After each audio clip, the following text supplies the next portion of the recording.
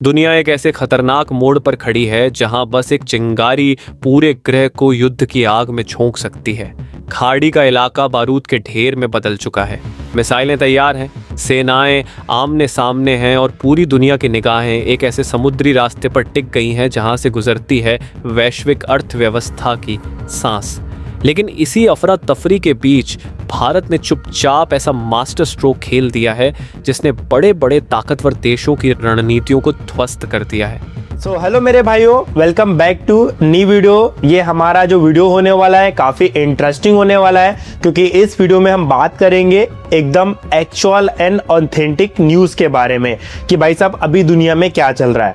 दोस्तों, मेरे जितने भी न्यूज़ चैनल है इन सभी चैनल्स में आप लोगों को बिल्कुल जेन्युइन एंड ऑथेंटिक न्यूज़ मैं आपको देता रहता हूँ, आपको बताता रहता हूँ कि करंट अफेयर में और दुनिया में अभी चल क्या रहा है, प्लस हमारे देश की नई नीति, नया डिफेंस नॉलेज या फिर नया चीज़ें या फिर कुछ नई चीजें बन रही है या फिर दुनिया में क्या चल रहा है, सब कुछ अपडेट्स आपको मेरे न्यूज़ चैनल पे मिलता रहता है। मतलब ये जो चैनल है आप लोगों के लिए बहुत ही इंपॉर्टेंट है। ये चैनल को बिल्कुल स्किप मत करना, इसको सब्सक्राइब जरूर कर लेना, क्योंकि इस चैनल में आप लोगों को जो भी वीडियोस मिलेगी बहुत ही ऑथेंटिक और बहुत ही जेन्युइन वीडियो मिलने वाली है। तो चैनल को सब्सक्राइब जरूर कर लेना।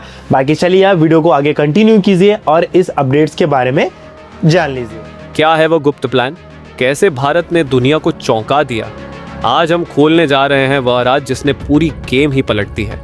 दोस्तों, पूरी दुनिया इस वक्त एक ऐसे मोड़ पर खड़ी है जहां एक छोटी सी चिंगारी महायुद्ध की आग भड़का सकती है। मिडिल ईस्ट के समंदर में भयंकर तनाव है। ईरान अपनी मिसाइलों को अलर्ट मोड में रख चुका है और दूसरी तरफ अमेरिका यानी डोनाल्ड ट्रंप की सेना ने अपनी पूरी ताकत झोंक दी है।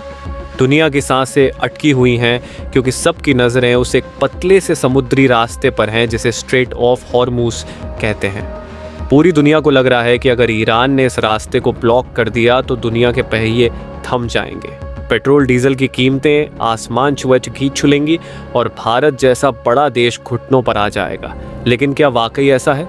क्या दुनिया को जो दिख रहा है वही सच है? हकीकत तो यह है कि जब अमेरिका और ईरान एक दूसरे को डराने में बिजी थे, तब भारत ने पर्दे के पीछे एक ऐसा खेल कर दिया जिसकी भनक ना ट्रंप को लगी और ना ही ईरान के सुप्रीम लीडर को। यह 2026 का वह दौर है जहां दुनिया के बड़े बड़े दिग्गज तेल की सप्लाई रुकने के डर से कांप रहे हैं, लेकिन भारत के बंदरगाहों पर तेल के टैंकर आज भी लगातार उतर रहे हैं। यह कोई संयोग नहीं है, बल्कि भारत का वो प्लान है जिसे पिछले कई सालों से बहुत ही खामोशी के साथ तैयार किया गया था। आज इस राज्य से पर्दा उठाना जरूरी है कि कैसे भारत ने सऊदी अरब और यूएई के साथ मिलकर पूरी दुनिया की आंखों में धूल झोंक दी और अपनी एनर्जी सिक्योरिटी को लोहे की दीवार जैसा मजबूत बना लिया। अब जरा इस खतरे की गहराई को समझिए। होमज स्टेट दुनिया का वह सबसे अहम गला है जिसे दबाते ही ग्लोबल इकोनॉमी का दम घुटने लगता है। दुनिया का करीब 20% तेल इसी छोटे से रास्ते से होकर गुजरता है। भारत के लिए यह रास्ता और भी ज़्यादा ज़रूरी था क्योंकि हमारी आधी तेल सप्लाई इसी रूट के भरोसे थी। ईरान हमेशा धमकी देता रहा है कि वह इस रास्ते को बंद कर देगा। अमेरिका को लगा कि अगर ऐसा हुआ तो भारत दबाव में आ जाएगा, लेकिन भारत के रणनीतिकारों ने बहुत पहले ही भांप लिया था कि आने वाले समय में यह रास्ता कभी भी जंग का अखाड़ा बन सकता है। इसलिए भारत ने अपनी पूरी बिसात बदल दी। जब दुनिया हेडलाइंस पढ़ रही थी कि होर्मुज में तनाव बढ़ गया है, तब भारत के जहाज एक अलग ही रूट पर दौड़ रहे थे। भारत ने सऊदी अरब और यूनाइटेड अरब अमीरात यूएई के साथ मिलकर उन वैकल्पिक यानी ऑल्टरनेटिव रास्तों को एक्टिव कर दिया जिनका जिक्र ना तो अखबारों में था और ना ही टीवी डिबेट्स में। सऊदी अरब की वो विशालकाय ईस्ट वेस्ट पाइपलाइन जो रेगिस्तान को चीरती हुई रेड सी लाल सागर तक जाती है, वो अचानक भारत के लिए जीवन रेखा बन गई। इस पाइपलाइन की खासियत यह है कि यह तेल को सीधे हॉर्मुज स्टेट के बाहर पहुंचा देती है, यानी ईरान चाहे जितना जोर लगा ले वो इस सप्लाई को छू तक नहीं सकता। असली धमाका तो यूएई में हुआ। यूएई ने अपने फुजेरा पोर्ट को एक अभेद्य गढ़ में बदल दिया है। यह पोर्ट हॉर्मुज स्टेट के बाहर हिंद महासागर की तरफ खुलता है। यूएई एक अभेद्य गढ़ में बदल दिया है। यह भारत ने यूएई के साथ ऐसी सीक्रेट डील की कि वहां की हबशान फजराहा पाइपलाइन से निकलने वाला तेल सीधे भारतीय टैंकरों में भरा जाने लगा। आज स्थिति यह है कि ईरान और अमेरिका की जंग के बीच भी भारत को तेल की कमी महसूस नहीं हो रही, बल्कि आंकड़े तो यह बता रहे हैं कि संकट के इस दौर में सऊदी और यूएई से भारत को मिलने वाला तेल पहले के मुकाबले और ज्यादा बढ़ गया है। यह भारत की वो कूटनीति है जिसने दुनिया के बड़े बड़े एक्सपर्ट्स के होश उड़ा दिए हैं। लेकिन यह तो बस ट्रेलर था, असली पिक्चर तो यूएई के एक बड़े फैसले के पीछे छिपी है। 2026 में यूएई ने ओपेक से अलग होने का जो फैसला लिया, उसने भारत की लॉटरी लगा दी। ओपेक वह संगठन है जो तय करता है कि कौन सा देश कितना तेल निकालेगा और किस कीमत पर बेचेगा। यूएई इन कोटे की बंदिशों से तंग आ चुका था। जैसे ही यूएई ओपेक से बाहर हुआ, उसने अपनी तेल की पैदावार यानी प्रोडक्शन को पूरी रफ्तार से बढ़ा दिया। अब यूएई पर किसी का दबाव नहीं है और उसका सबसे बड़ा और भरोसेमंद पार्टनर कौन है? जाहिर है, हमारा प्यारा भारत।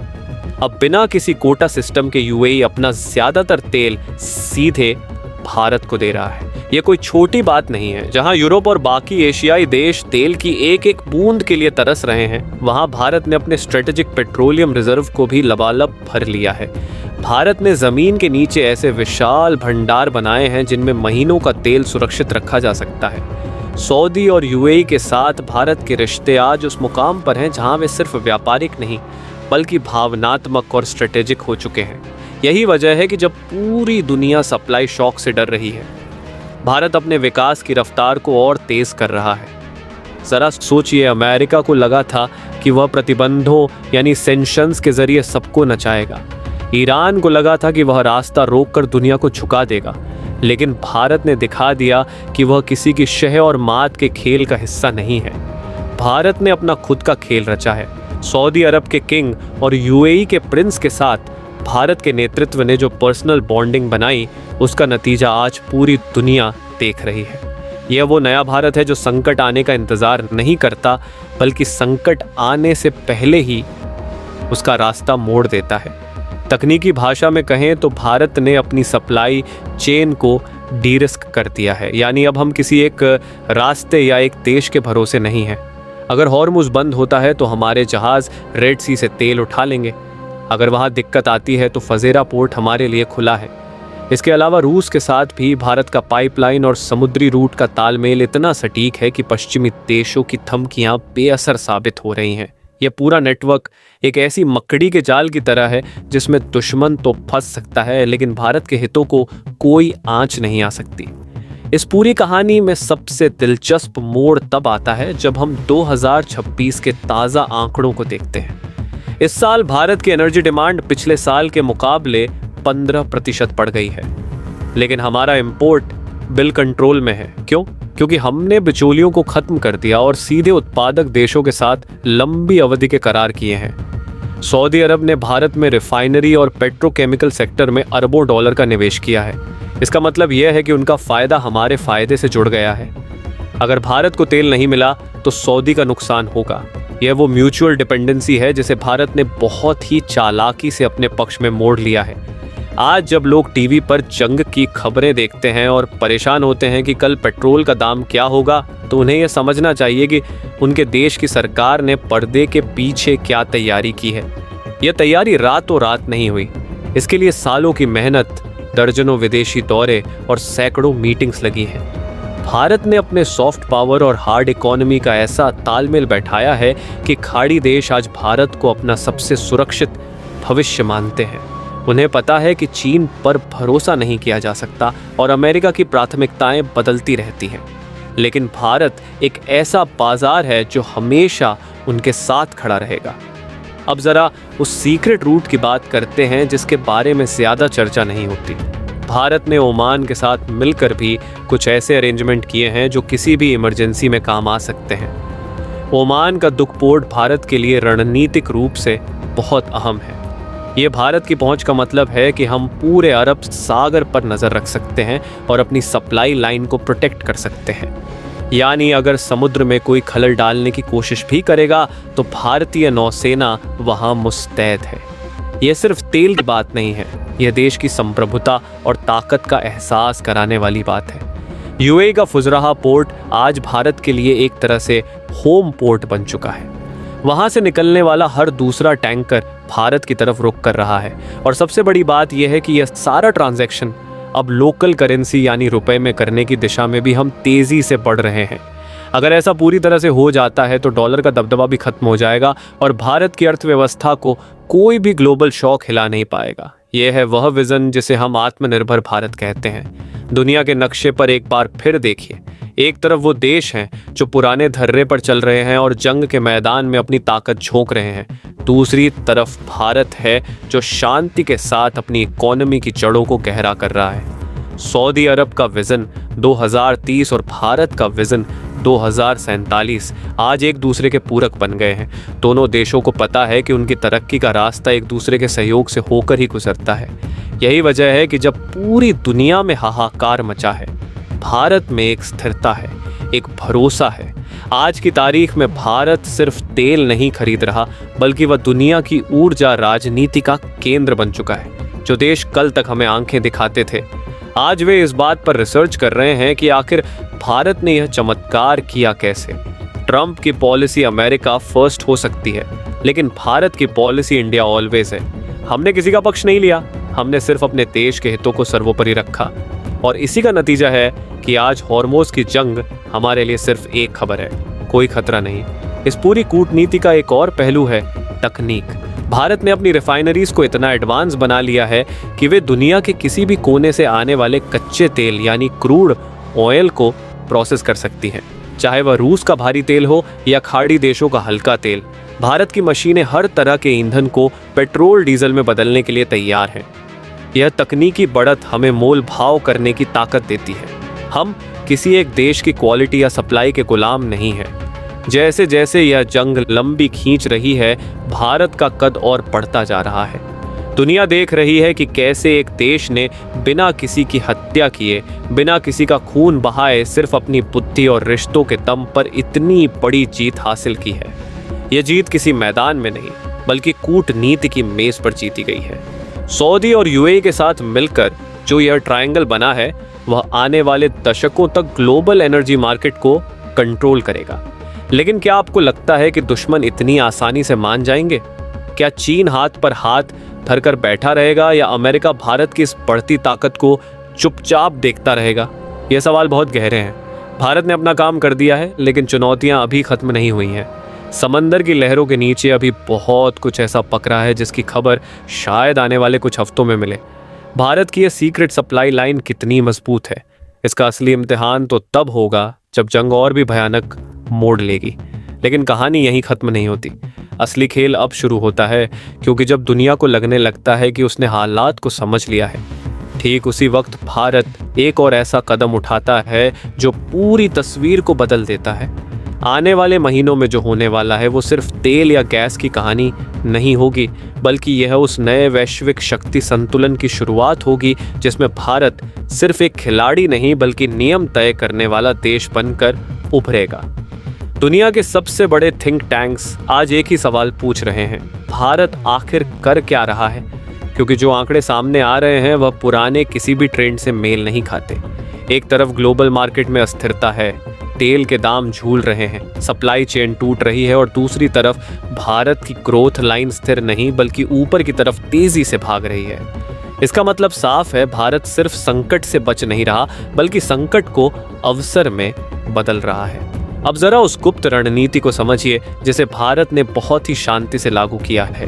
भारत ने सिर्फ सप्लाई लाइन को डाइवर्सिफाई नहीं किया, बल्कि उसने अपने पूरे एनर्जी इकोसिस्टम को रीडिजाइन कर दिया है।